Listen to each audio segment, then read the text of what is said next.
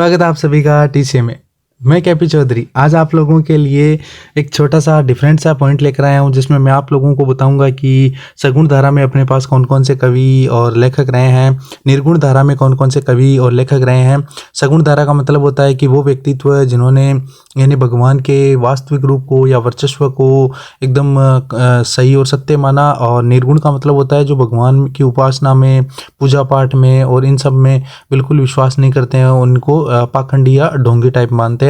उनका विश्वास होता है कि मन की शांति और वो सब पॉइंट। तो चलिए स्टार्ट करते हैं आज के पॉइंट को। अगर आपको हमारा जो ये इनोवेशंस हैं अच्छे लगे हैं तो लाइक करना, शेयर करना अपने दोस्तों के साथ, चैनल को सब्सक्राइब कर लीजिए और प्यारे प्यारे कमेंट्स किया करें। हाँ जी, सबसे पहले निर्गुण भक्ति के संतों की बात कर लेते हैं कि निर्गुण भक्ति में अपने पास कौन कौन से संत रहे हैं। वे संत जो ईश्वर को निराकार, अमूर्त या निरंजन रूप में मानते हैं। और सगुण भक्ति के संतों की बात करें तो वे संत जो ईश्वर को साकार मूर्त रूप में यानी मूर्ति पूजा को जो मानते हैं वो सगुण होते हैं, और जो मूर्ति पूजा को नहीं मानते हैं वो निर्गुण होते हैं। सीधी से शब्दों में बात यह है। अब निर्गुण भक्ति की बात करते हैं तो निर्गुण भक्ति में अपने पास जो प्रमुख संत रहे हैं उनकी बात कर लेते हैं, जो राजस्थान में थे। एक तो धन्ना, और इसके अलावा सेकंड कबीर जो बहुत ही फेमस नाम है, रेदास जी, पीपा, नानक के बाद दादू दयाल जी, रज्जब, इसके बाद लालदास जी, हरिदास जी को हरिपुरुष भी कहते थे। जाम्बो जी आपको पता ही होना चाहिए, काफ़ी फेमस नाम है। और ये विष्णोई जो अपने पास संप्रदाय है उसके प्रवर्तक माने जाते हैं जाम्बो जी। जसनाथ जी आपको पता ही होना चाहिए, ये जाट थे और इनका जो कतरियासर बीकानेर की तरफ उधर की तरफ पूरा एकदम मान्यता है। और यहाँ पे अग्नि जो नृत्य वो किया जाता है। रामचरण जी, इसके अलावा हरि रामदास जी और रामदास जी, इसके अलावा चरणदास जी, इनका जो नवल संप्रदाय है वो रानी रूपा दे, समस्त सूफी संत, जितने भी सूफी संत रहे हैं उन सब ने भी मूर्ति पूजा और इन सब को बिल्कुल नहीं माना है, और भगवान के जो निराकार या जो बिल्कुल ही जो निराकार रूप होते हैं ना उसको माना है।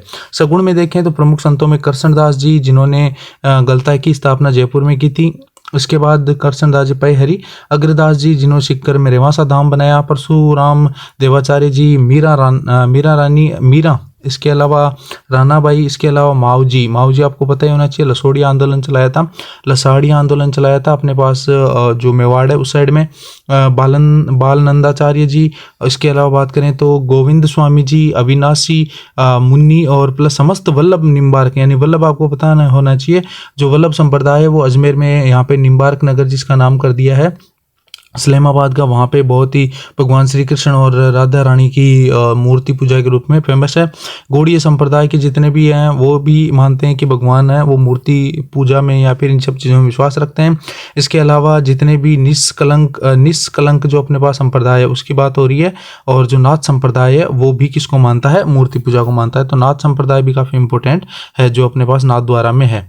ठीक है, तो आप लोगों को अगर ये पॉइंट समझ आए तो मैं आप लोगों को एक प्यारा सा छोटा सा एक क्वेश्चन दे रहा हूँ, वो आप लोगों को मुझे क्वेश्चन का आंसर है वो अपने पास कमेंट बॉक्स में जरूर मेंशन करना। क्वेश्चन ये है कि निम्नलिखित में से कौन सा भक्ति मार्ग के निर्गुण पंथ के अनुयायी थे।